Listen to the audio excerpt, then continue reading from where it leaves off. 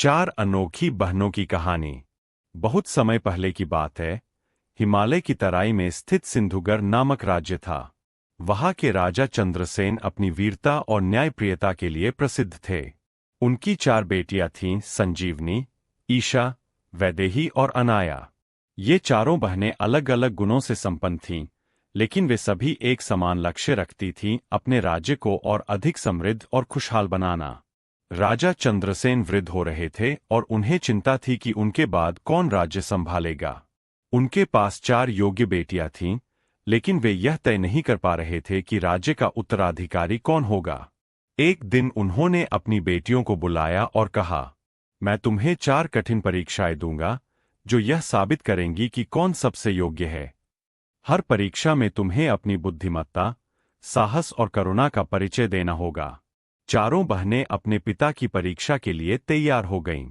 राजा ने संजीवनी को एक ऐसे गांव भेजा जहां महामारी फैली हुई थी। वहां के लोग भयभीत थे और उनके पास उचित चिकित्सा की व्यवस्था नहीं थी। संजीवनी ने पहले डर को दूर किया, फिर उसने राज्य के वैद्यों और चिकित्सकों को बुलाया और एक नया अस्पताल बनवाया। उसने लोगों को सफाई और स्वास्थ्य के महत्व को समझाया।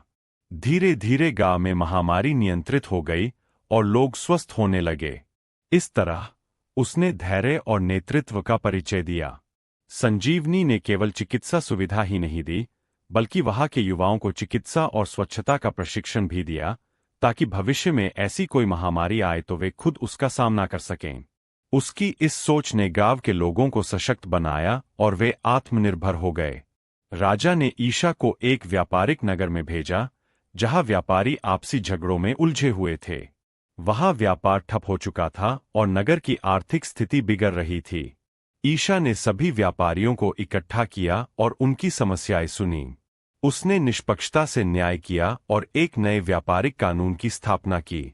इससे व्यापार फिर से फलने फूलने लगा और नगर समृद्ध हो गया। ईशा की बुद्धिमानी और न्यायप्रियता ने सभी को प्रभावित किया।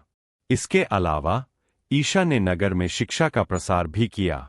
उसने पुस्तकालयों की स्थापना की, जहां व्यापारी और उनके परिवार के सदस्य नई तकनीकों और व्यापारिक नीतियों के बारे में सीख सकते थे। इससे व्यापार में नई ऊंचाइयां आईं और नगर का विकास तीव्र गति से होने लगा।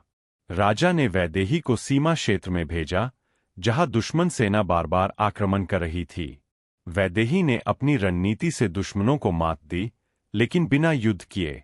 उसने शत्रु पक्ष के सेनापति से वार्ता की और उन्हें समझाया कि शांति और सहयोग से दोनों राज्यों को लाभ होगा। उसकी कूटनीति इतनी प्रभावशाली थी कि दुश्मन ने युद्ध का विचार ही छोड़ दिया और दोनों राज्यों के बीच मित्रता हो गई। वैदेही ने सिर्फ शांति स्थापना ही नहीं की, बल्कि अपने राज्य की सेना को भी मजबूत किया। उसने नई युद्ध तकनीकों को अपनाने के लिए विशेष प्रशिक्षण शिविर लगाए, जिससे भविष्य में राज्य की सुरक्षा और भी मजबूत हो सके। उसकी दूरदृष्टि और कुशल नेतृत्व ने सेना को अजेय बना दिया। अनाया को एक ऐसे क्षेत्र में भेजा गया जहां लोग बेरोजगारी और गरीबी से जूझ रहे थे। वहां के लोग मेहनती थे, लेकिन उन्हें सही दिशा नहीं मिल रही थी। अनाया ने उन्हें नई तकनीकों से अवगत कराया और उनके लिए हस्तशिल्प और कृषि के नए अवसर पैदा किए।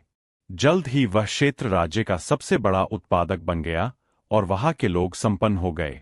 इसके अलावा अनाया ने महिलाओं को आत्मनिर्भर बनाने के लिए विशेष प्रशिक्षण केंद्र खोले, जहां उन्हें सिलाई, बुनाई और कुटीर उद्योग के अन्य कौशल सिखाए गए। इससे महिलाओं को अपने पैरों पर खड़े होने का अवसर मिला और वे भी अपने परिवार की आर्थिक मदद कर सकीं। चारों बहनें अपनी अपनी परीक्षाओं को सफलतापूर्वक पूरा करके वापस आईं। राजा चंद्रसेन उनकी सफलताओं से अभिभूत थे।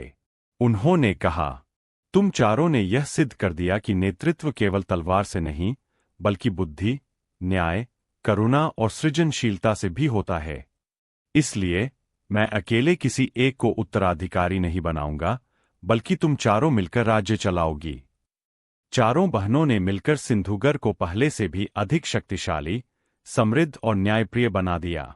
उन्होंने न केवल प्रशासन को बेहतर बनाया, बल्कि शिक्षा, चिकित्सा, सुरक्षा और आर्थिक विकास के क्षेत्र में क्रांतिकारी बदलाव लाए। उनकी कहानी इतिहास में अमर हो गई और यह प्रेरणा बनी कि सच्चा नेतृत्व शक्ति से नहीं, बल्कि समझदारी, करुणा और सहयोग से आता है। यदि आपको यह कहानी प्रेरणादायक लगी हो तो इसे अपने दोस्तों और परिवार के साथ साझा करें। हमारे चैनल पर आपको इसी तरह की और भी प्रेरणादायक कहानियां मिलेंगी जो आपके जीवन में सकारात्मक बदलाव ला सकती है। हमारे चैनल को सब्सक्राइब करें और अपने विचार कमेंट में साझा करें। आपका समर्थन हमें और भी प्रेरणादायक कहानियां लाने के लिए प्रोत्साहित करता है। धन्यवाद।